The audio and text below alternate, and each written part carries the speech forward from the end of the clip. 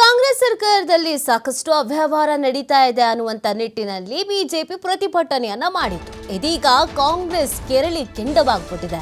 ಬಿಜೆಪಿಯ ವಿರುದ್ಧ ಪ್ರತಿಭಟನೆಗೆ ಮುಂದಾಗ್ತಾ ಇದೆ. ಕಾಂಗ್ರೆಸ್ ಒಂದು ಅಸ್ತ್ರವನ್ನ ಪ್ರಯೋಗಕ್ಕೆ ಮುಂದಾಗ್ತಾ ಇದೆ.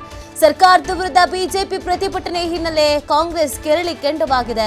ಸರ್ಕಾರದ ವಿರುದ್ಧ ಬಿಜೆಪಿ ಪ್ರತಿಭಟನೆ ಹಿನ್ನೆಲೆಯಲ್ಲಿ ಕಾಂಗ್ರೆಸ್ ಇದೀಗ ಒಂದು ಅಸ್ತ್ರ ಪ್ರಯೋಗ ಮಾಡ್ತಾ ಇದೆ.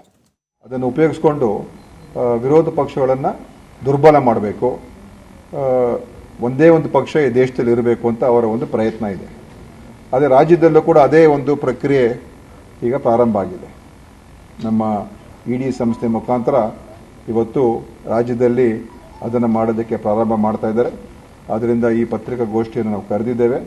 ಈಗ ಪ್ರಥಮವಾಗಿ ನಮ್ಮ ಕಂದಾಯ ಸಚಿವರು ಕೃಷ್ಣ ಬೈರೇಗೌಡರು ಇದನ್ನು ಮಾತನಾಡ್ತಾರೆ.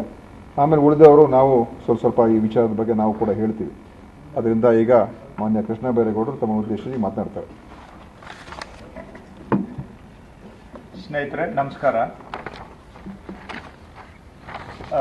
ದಿನೇಶ್ ರವರು ಹೇಳಿದ ಹಾಗೆ ಕಳೆದ ವಿಧಾನಸಭಾ ಚುನಾವಣೆಯಲ್ಲಿ ಜನಮನ್ನಣೆಯನ್ನು ಕಳೆದುಕೊಂಡು ಕರ್ನಾಟಕದಲ್ಲಿ ಅಧಿಕಾರ ಕಳೆದುಕೊಂಡು ದೇಶದಲ್ಲೂ ಸಹ ಲೋಕಸಭಾ ಚುನಾವಣೆಯಲ್ಲಿ ದುರ್ಬಲವಾಗಿರುವಂತಹ ಬಿಜೆಪಿ ಮೊದಲಿನಿಂದಲೂ ಸಹ ವಾಮ ಮಾರ್ಗಗಳನ್ನು ಬಳಸಿ ಸರ್ಕಾರ ವಿರೋಧ ಪಕ್ಷಗಳ ಸರ್ಕಾರಗಳನ್ನು ಬುಡಮೇಲು ಮಾಡಿ ತನ್ನ ಏಕಪಕ್ಷ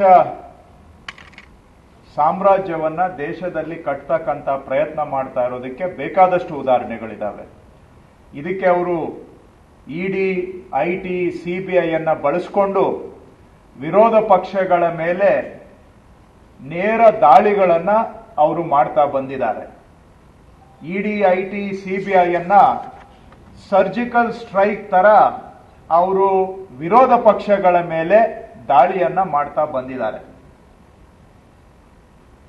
ಅದರ ಮುಂದುವರೆದ ಭಾಗವಾಗಿ ಕರ್ನಾಟಕದಲ್ಲೂ ಕೂಡ ಹತಾಶ ಮನೋಭಾವದಿಂದ 2019ರಲ್ಲಿ ಯಾವ ತರ ಆಪರೇಷನ್ ಕಮಲ ಮಾಡಿ ಇಲ್ಲಿದ್ದಂತ ಸರ್ಕಾರವನ್ನ ಬುಡಮೇಲು ಮಾಡಿದ್ರು, ಅದು ಈ ಬಾರಿ ಆ ರೀತಿ ಮಾಡೋದಕ್ಕೆ ಆಗೋದಿಲ್ಲ ಅಂತ ಹೇಳಿ ಇಡಿಯನ್ನ ಬಳಸಿಕೊಂಡು ಇವತ್ತು ಕರ್ನಾಟಕದ ಕಾಂಗ್ರೆಸ್ ಸರ್ಕಾರವನ್ನ ಬುಡಮೇಲು ಮಾಡತಕ್ಕಂತ ದಾಳಿಯನ್ನ ಕೇಂದ್ರ ಸರ್ಕಾರ ಮಾಡ್ತಾ ಇದೆ. ಇವತ್ತು ತಾವು ಕೇಳಬಹುದು, ಹೇಗೆ ಹೇಳ್ತೀರಾ ಇದನ್ನೆಲ್ಲ ಅಂತೇಳಿ ಅಂತ.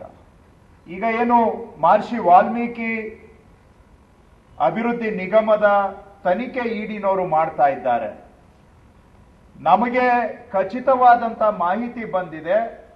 ಅದಕ್ಕೆ ಬೇಕಾದಂತ ಪುರಾವೆಗಳನ್ನು ಈ ದಿನ ಮುಂದಿನ ದಿನದಲ್ಲಿ ತಮ್ಮ ಜೊತೆಗೆ ನಾವು ಹಂಚಿಕೊಳ್ತೇವೆ. ಆ ತನಿಖೆ ನಡೆಯುವಂತ ಸಂದರ್ಭದಲ್ಲಿ ಯಾರು ತನಿಖೆಗೆ ಒಳಪಟ್ಟಿದ್ದಾರೆ ಅವರನ್ನ ಮೇಲೆ ದಬಾವಣೆ, ಒತ್ತಡವನ್ನ ತಂದು ಸರ್ಕಾರದಲ್ಲಿ ಉನ್ನತ ಮಟ್ಟದಲ್ಲಿರ್ತಕ್ಕಂಥವರ ಹೆಸರುಗಳನ್ನು ಕೂಡ ತಾವು ಹೇಳಬೇಕು. ನೀವು ಹೇಳದೆ ಹೋದ್ರೆ ಇಡಿಯ ಪವರ್ ಏನು ಅನ್ನೋದು ನಿಮ್ಗೆ ಗೊತ್ತಿಲ್ಲ, ನೀವು ಕಷ್ಟಕ್ಕೆ ಸಿಕ್ಕಾಕೊಳ್ತೀರಾ. ನೀವು ಬಚಾವಾಗಬೇಕಾದ್ರೆ ಉನ್ನತ ಮಟ್ಟದಲ್ಲಿರುವಂತವರು ಕೂಡ ಇದರಲ್ಲಿ ಭಾಗಿಯಾಗಿದ್ದಾರೆ ಅಂತ ಹೇಳಿಕೆಯನ್ನ ಕೊಡಿ ಅಂತೇಳಿ ಈ ತನಿಖೆಗೆ ಒಳಪಟ್ಟಿರ್ತಕ್ಕಂಥವರ ಮೇಲೆ ದಬಾವಣೆಯನ್ನ ಮಾಡ್ತಾ ಇದ್ದಾರೆ, ಒತ್ತಡವನ್ನ ಏರ್ತಾ ಇದ್ದಾರೆ. ಅಧಿಕಾರ ದುರುಪಯೋಗ ಮಾಡಿಕೊಂಡು ತನಿಖೆಯನ್ನ ತಪ್ಪುದಾರಿಗೆ ಕೊಂಡೊಯ್ದು ಇದನ್ನ ಕೇವಲ ಒಂದು ಚುನಾಯಿತ ಪ್ರಜಾಪ್ರಭುತ್ವದ ಸರ್ಕಾರವನ್ನ ಬುಡಮೇಲು ಮಾಡೋದಕ್ಕೆ ಇದನ್ನ ಬಳಸ್ತಾ ಇದ್ದಾರೆ ಬಿಟ್ರೆ ನಿಜವಾಗಿ ಇದರಲ್ಲಿ ತಪ್ಪಿತಸ್ಥರನ್ನ ಹುಡುಕುವಂತ ಕೆಲಸ ಮಾಡ್ತಾ ಇಲ್ಲ ಇಡಿನವರು.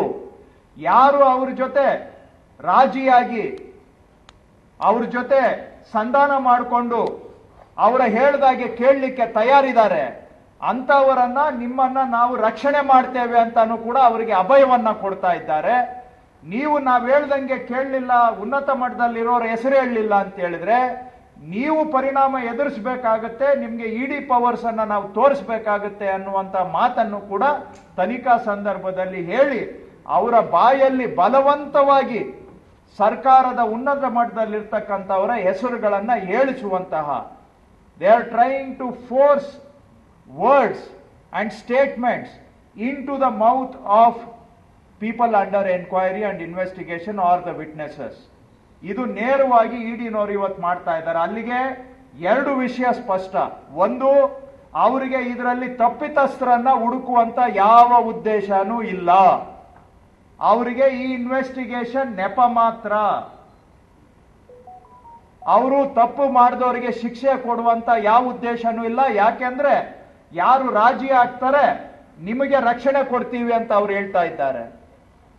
ಎರಡನೇದು ಸ್ಪಷ್ಟ, ಅವರಿಗೆ ಈ ತನಿಖೆ ಉದ್ದೇಶ ಕೇವಲ ಕರ್ನಾಟಕದಲ್ಲಿ ಕಾಂಗ್ರೆಸ್ ಸರ್ಕಾರವನ್ನ ಬುಡಮೇಲು ಮಾಡೋದು ಮಾತ್ರ ಅವರ ಉದ್ದೇಶ.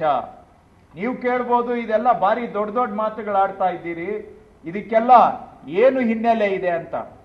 ಸ್ನೇಹಿತರೆ, ತಮಗೆ ಗೊತ್ತಿದೆ, ಕೇಂದ್ರದಲ್ಲಿ ಬಿಜೆಪಿ ಸರ್ಕಾರ ಬಂದ 10 ವರ್ಷದಲ್ಲಿ ಇಡಿ, ಐಟಿ, ಸಿಬಿಐ ಅವು ರಾಜಕೀಯ ಅಸ್ತ್ರಗಳು ಆಗ್ಬಿಟ್ಟಿದ್ದಾವೆ. ಎಲ್ಲಿ ಬಿಜೆಪಿಯವರಿಗೆ ಚುನಾವಣೆ ಗೆಲ್ಲೋದಕ್ಕೆ ಆಗೋದಿಲ್ಲ, ಚುನಾವಣೆಯಲ್ಲಿ ಸೋತ ಮೇಲೆ, ಪ್ರಜಾಪ್ರಭುತ್ವದಲ್ಲಿ ಸೋತ ಮೇಲೆ ಇಡಿ, ಐಟಿ, ಸಿಬಿಐ ಅನ್ನ ಬಳಸಿಕೊಂಡು ವಿರೋಧ ಪಕ್ಷಗಳ ಸರ್ಕಾರಗಳು ಇರೋ ಕಡೆ ದಾಳಿ ಮಾಡ್ತಾ ಇರೋದು ಇದು ಕರ್ನಾಟಕ ಮೊದಲೇನಲ್ಲ. ಇದು ಜಾರ್ಖಂಡ್ನಲ್ಲಿ ಆಗಿದೆ, ವೆಸ್ಟ್ ಬೆಂಗಾಲ್ನಲ್ಲಿ ಆಗಿದೆ, ದೆಹಲಿಯಲ್ಲಿ ಆಗಿದೆ, ತಮಿಳುನಾಡಿನಲ್ಲಿ ಆಗಿದೆ, ಕೇರಳದಲ್ಲಿ ಆಗಿದೆ, ಆಂಧ್ರ ಪ್ರದೇಶದಲ್ಲಿ ಆಗಿದೆ. ಹೇಳ್ತಾ ಹೋದ್ರೆ ಪಟ್ಟಿ ಬಹಳ ಉದ್ದ ಇದೆ. ಇದೆಲ್ಲವೂ ಕೂಡ ಜಗಜ್ಜಾಹೀರು ಆಗಿರ್ತಕ್ಕಂಥ ವಿಷಯವನ್ನೇ ನಾವಿವತ್ತು ಕರ್ನಾಟಕದ ಹಿನ್ನೆಲೆಯಲ್ಲಿ ಹೇಳ್ತಾ ಇದ್ದೇವೆ. ತಮಗೂ ಗೊತ್ತಿದೆ,